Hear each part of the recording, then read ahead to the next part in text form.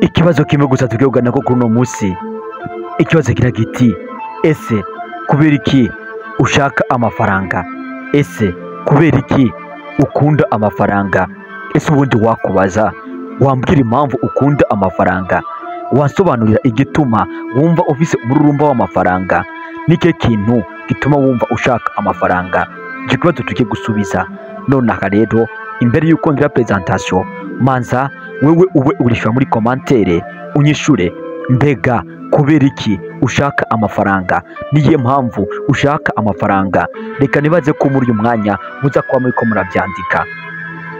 Ndabaye imisegonda mikeyi itarenga 5. 1 2 3 4 5. Okay, reka nibaze ko maze kubyandika rero. Ibyo mwishuye mubigumizaho turuze kubirabira hamwe. Ariko rero nanje ngira icyo ndabivuze ko n'ubushakashatsi nakoze nubwo abantu bakomakomeye bagiye bakora, twahurije hamwe kugira ngo turabe ese nihe mpamvu nyamukuru yagabaye ituma umuntu akunda amafaranga. Ndaje gato rero. Welcome shika urisanga hano ni muri L6 Sinze Empire.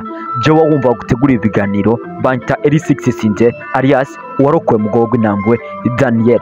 Nimba rero uhashitse ni byiza cyane, ariko turagusaba ikintu kimwe gusa. Nimba uri mushasha kanda subscribe, gukanda subscribe ugurure ako kazogera kari aho zo havuye uhejeje gukanda subscribe, maze uhite ufyona kuri Twitter video kugira ngo buri munsi wame ubona notification kubwira ati muri L6 Sinze Empire baranuze ko video girabe. Nuko rero nimba byumaze kubikora urabe video, nimba wamaze gushamo na commentaire, maze utubwire muri commentaire utubwire ikindi wifuza ko twazaganira kwa nyuma, kuko isabo ryanyu aba ari itegeko. Nyuma y'ibyo video ugiye kurangira uze kudukorera package kuko ari umurimo mwiza, abandi babone ibi biganiro maze babigire icyo babikuyemo. Nuko rero mbega twego turavuga tuti, mbega nike kintu gituma umuntu ashaka amafaranga? Inyishu ni ikintu cyiza cyakabaye gituma umuntu ashaka amafaranga. Nawe ushaka amafaranga umenye ibintu bibiri gusa bikenewe ku mafaranga, ni ukugira ngo ugire ukwiha ibyo wifuza cyangwa se wifashishe mu byo ukenera, unatunge umuryango wawe umererwe neza. Naho nagomba nkagarukiriza hano video ni ukugira ngo agufashe kwifashisha twa tundi ukenera tugugwa amafaranga no gutunga umuryango wawe neza.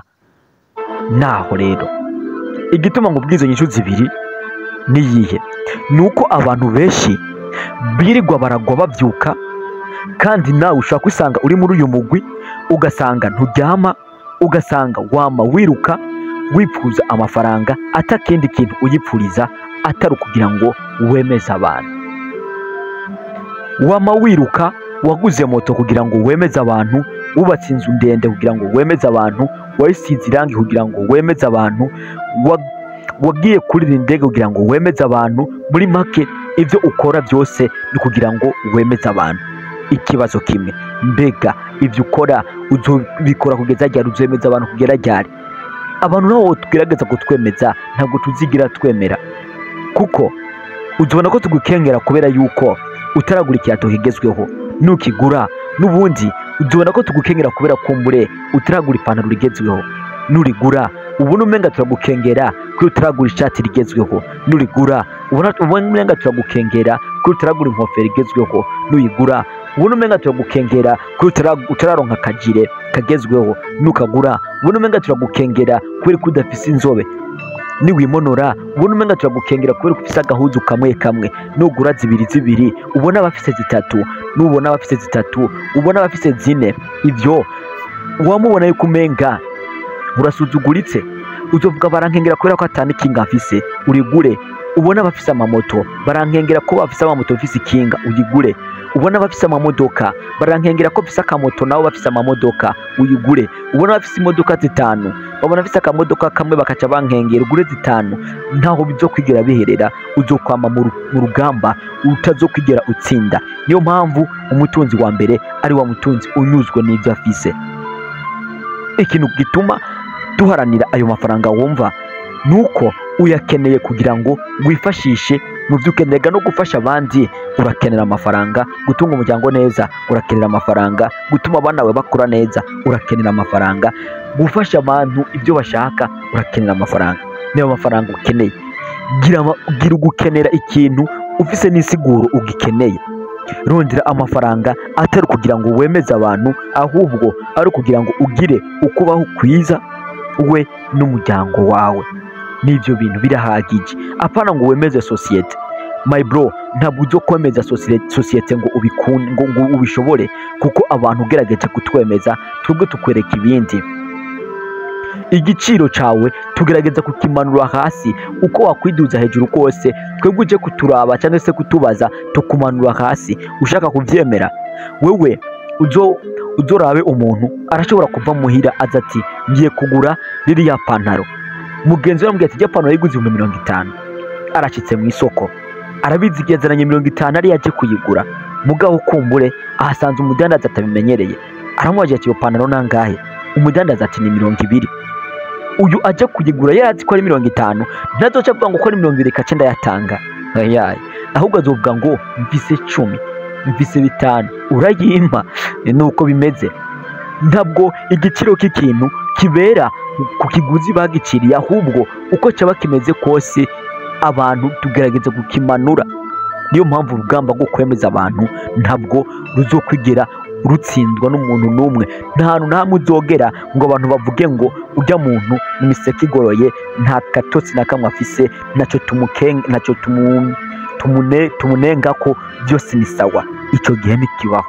Buri gihe abantu bazokama bafise ibyo bakunegura, buri gihe abantu bazokama bafise ibyo babona ko bitagenda neza. Niyo mpamvu egome urakeneye iterambere, ariko rikenere kugira ngo ubashe kugera ku byo wifuza, atari ukwemeza abantu. Kuko kwemeza abantu ubwo rugamba ntabwo uzokwigera utsinda. Izo ntego nazo uzoshika ko nimba ukeneye kwemeza abantu, kwemeza sosiyete. Nibuka nanjye ivyo kera byaja bimbaho, nkavuga ngo ndi gukora ikintu nk'iki abantu bambonane. Uzi ukuntu abantu ntabwo batinya no gukora icyaha, ahubwo batinya ko abantu babona bariko barakora icyo cyaha. Abantu ntabwo bashaka iterambere cyane, ahubwo bifuza ko abantu babona bateye imbere. Ntabwo umuntu avuga ngo nivye ngo byagenda gute, ahubwo aravuga ngo nivye abantu babyakira gute bumvise ko bamfashe ndiko ndiba. Ubundi niwe yavuze ngo uwoha amasura mashasha abantu bokora ibintu byinshi kubera ko baba bazi ko batobamenya. Ingingo nyamukuru ni ihe twakora muri kiganiro cy'uno munsi. Ingingo nyamukuru nuko ukwiye gufata ingingo wewe nyene ukavuga uti ngomba kwigendera ko jewe. Ego simvuze ngo nturabire ku bandi, barabire ko, ariko ubwa mbere na mbere mu iterambere ntagire uwundi muntu ushaka kwemeza, ahubwo uharanire kugira kuri bimwe bifuza. Nturondere kugira ngo ubane amafaranga menshi, ahubwo urondera kugira ngo ube wa wundi wifuza kuba. Icyo ni cya mbere. Ikigira kabiri, gerageza kwitinya wowe ubwawe, gerageza kwigirira ubwoba wowe ubwawe. Apana kuvuga ngo mbega ndabikoze nakayo bibona gute, muri sosiyete bibona gute, mu rushengero bibona gute. No, ahubwo wewe vuga ati ese ndamutse nkoze ibi bintu byaba bivuye kuki?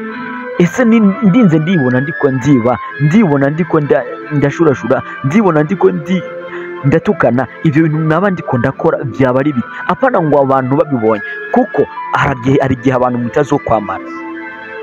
Abantu barahindagurika bo. Uyu munsi muri kumwe n'uyu, muri kumwe n'uriya. Byumvikana ko uramutse uburyo n'ibyo byo gukora ibintu ngo utinya abantu, uramutse ugeze ahantu abantu batakubona, wakora byinshi mugani wawe undi ngwihereye ngo yikora ejo. Ariko rero ugomba kugirana, ugomba kwama witinya wowe ubwawe mu byo ukora byose. Ikindi ukihakwihangiro kandi wowe nyene ubwawe ukavuga ati ngomba gukora ibi n'ibi kugira ngo umuryango wanje umere uku n'uku n'uku, ubuzima bwanje umere uku n'uku n'uku. Apana ngo nemeza abantu. Ntabwo uzatwemeza, ntabwo uzabemeza. Thanks again rero. Reka nizere ko ikiganiro kikugiriye akamaro, kanda subscribe ndetse dore mu kindi kiganiro gikurikira. Hano ni muri L6 The Empire. Turabashimiye cyane.